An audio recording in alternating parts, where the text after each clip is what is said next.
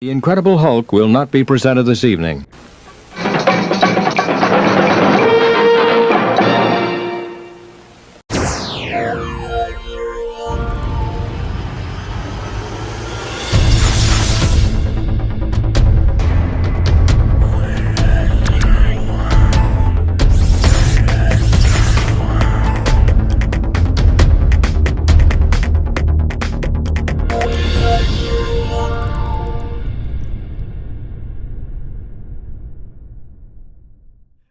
But I think the real question for Caden is, why doesn't White Castle put mayonnaise on their burgers? Wow. I love how you unmuted yourself just to say, wow. I know, right? And I don't even know how we got him started there. Okay, so now. They even sell White Castle in the supermarket, which is weird. What? White Castle in the supermarket? Yeah, No, it's in the freezer section. The freezer section. Yeah, the freezer section, yeah. That's the only White Castle I've ever had. They don't have them on. I've never been to White Castle before. No, thank you. So I've quit a couple of jobs in grand fashion. I quit one church job because the pastor there was like absolutely ridiculous and over the top, and he thought he was going to fire me, but I literally already had something else lined up, and tried to pay me $5,000 to tell everybody that I was just leaving on my own accord, and told me I couldn't be friends with anybody in the church anymore, and I literally. What? That noise? I don't know what that is. What the hell? The heck was that? Just not me.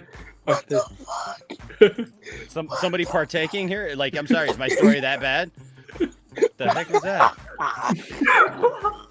Okay.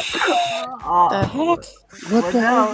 Oh, it's That's what it was. I'm sorry. I just turned my camera off. That's right. Alrighty. Microphone out the way. Sorry, buddy. Cherie is here. Says, why is Darth Vader on the panel? It's Darth Vaping. Thank you. It's Darth Vape. Darth Vapor. Darth Vapor. But no, so I ended up walking out. Like he got all upset and he's like, yeah, you know, we're gonna give you $5,000, but you gotta, like walk away from everybody. You can't be friends with anybody. Tried to tell me that I couldn't like sing You at a took wedding. the $5,000? No, I did not. They didn't. Tiffany says I should have just took the $5,000 and then just done whatever I wanted to do. I would have took the $5,000 too. But it wasn't like they had $5,000 sitting there. Like I had to go through like this period of time, and they tried to tell me that it was the weirdest thing. It was so skeezy and stuff. It was almost like a no compete clause or whatever. Yeah. Like I couldn't do ministry like in a church anywhere near the area, and I'm like, what the heck does that even mean? Like we're all like, if You're being released and you we're have no called compete. like. It's a church setting. Like, aren't you supposed to tell people about your faith? Like, what are we talking about here? But that guy was super skeezy, was super bad. And so, like, I pushed the piece of paper back over to him and I said, here's the thing, man. No, I will not be doing that. And he stood up from his chair and he like got up. He treated me like I was 12 years old. He stood up and he's like, you will listen to me. And I stood up and I said, no, I won't, because apparently I don't work here anymore. Here's your keys. I just want you to know that this doesn't affect me at all, because I'm literally going to drive down the street, literally 2 miles down the street on the same road as the church I ended up going to. And they had made me an offer that week. So I told him, I said, at the same time that you were meeting in private, because he had like a couple of like people in his back pocket that he was trying to, work with. And I said, at the same time that you were trying to meet in private, somebody else was meeting in public because they were super excited to have us. So bye.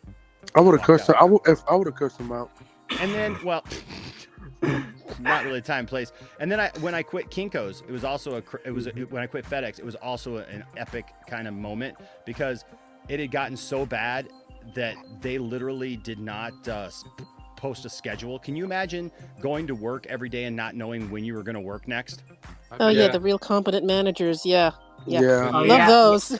I asked for a Thursday off for my sister's wedding, and every schedule after that had me off for a vacation day for Thursday. What?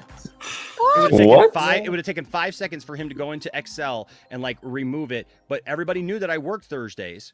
But it had that I had a vacation day for the next 5 months. I kept going up to Josh, the assistant manager, who was this young punk kid, because I had come back to work in the shipping area after working in sales.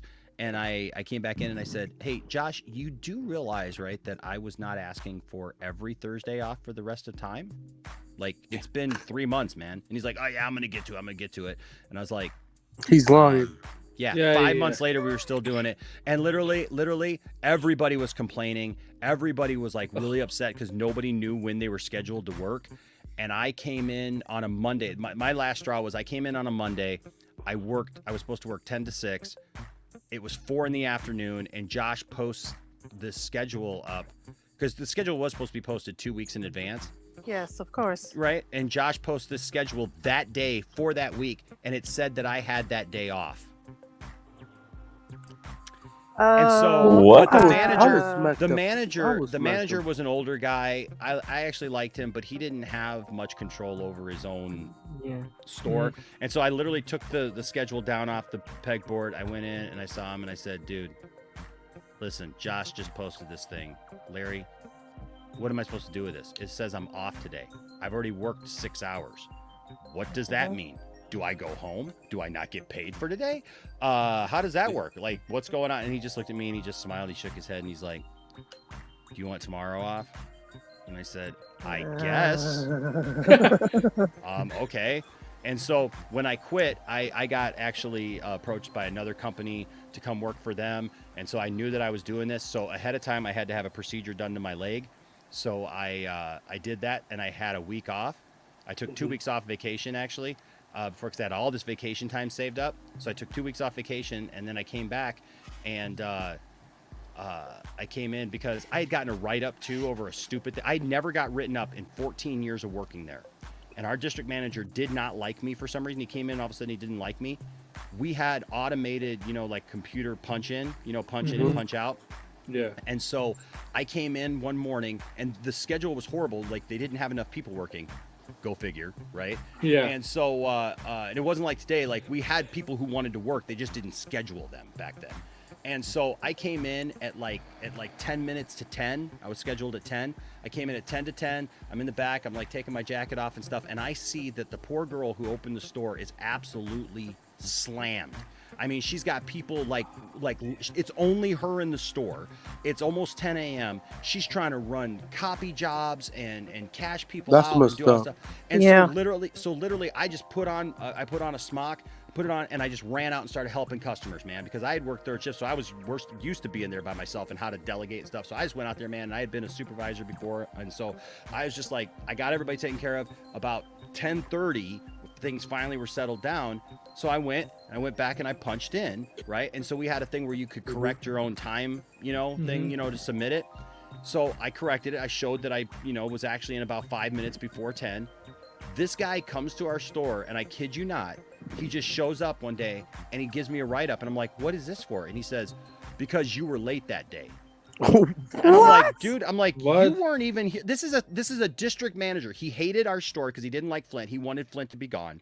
He didn't like our manager. He didn't like anybody at our store, and he didn't like me. He literally yelled at our regional manager, because I was friends with the regional manager because I had been in corporate sales, and I came back to working in a store after some sales changes up. They got rid of half the sales force, but they kept me. And so I came back to working in a store, and he didn't like the fact that I was friends with his boss. So his boss came to our store and saw me and says, "Hey, Enosh, what are you doing working in a store?" And I explained it to him and stuff like that. And we were talking. This guy goes up to his boss and goes, "Why are you talking to Enosh?" He's like, "Because I've known Enosh for a long time. Enosh has work to do." Like, there's nothing going on. Like this is a regional manager that I'm talking to, and the district manager is giving his own boss, a hard time. This guy was just crazy. So this guy gives me a write-up, and I'm like, "Hey, I was here early. I literally walked out on the floor and helped somebody." He goes, "No, I think you were 2 minutes late." Oh, what? And I went, That's "What?" not even a violation. No. Listen, this guy was insane. He goes, "You're 2 minutes late, and so you're going to get a write-up for it because we're going to make an example that you can't be late." And I'm like, "But I wasn't late." I'm like, "Why don't you go back and look at the cameras? You'll see that I was out on the floor." He goes, "I don't need to look at the cameras. I know that you weren't here."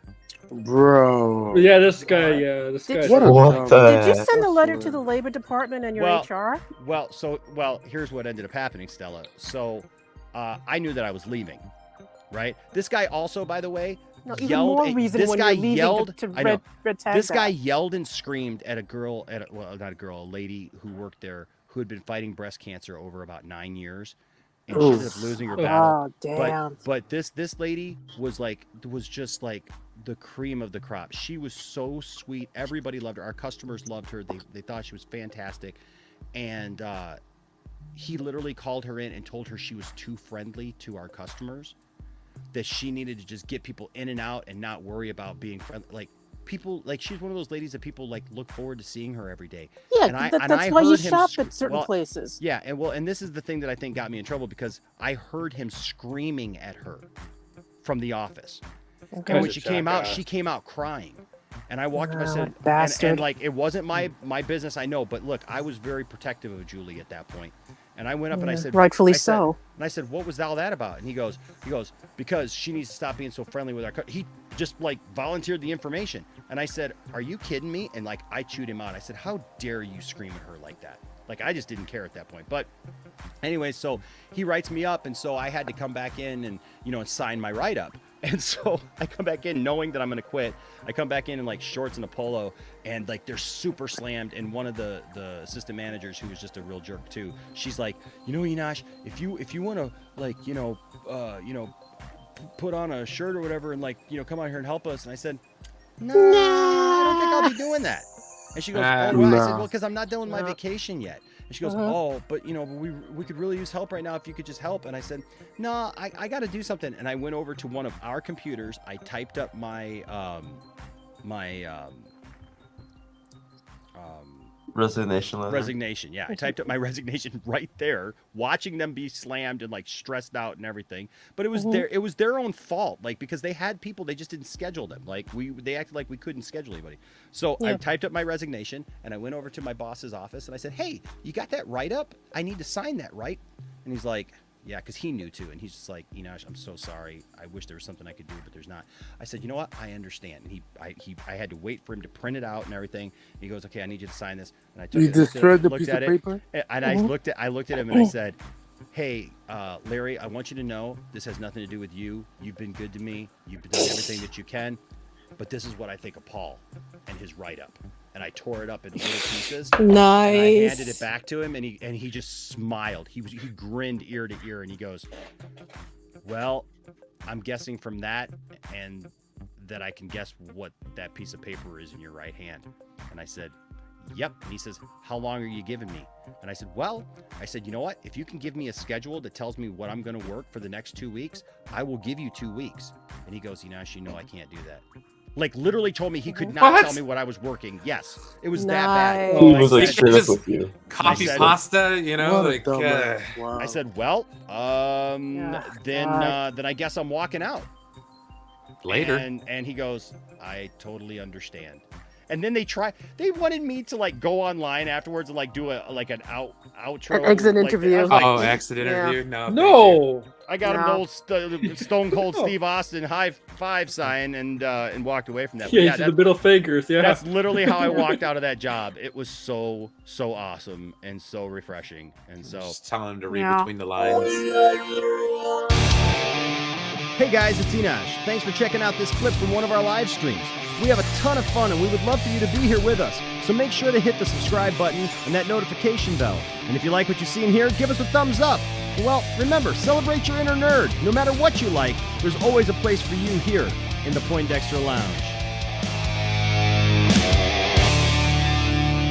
Oh,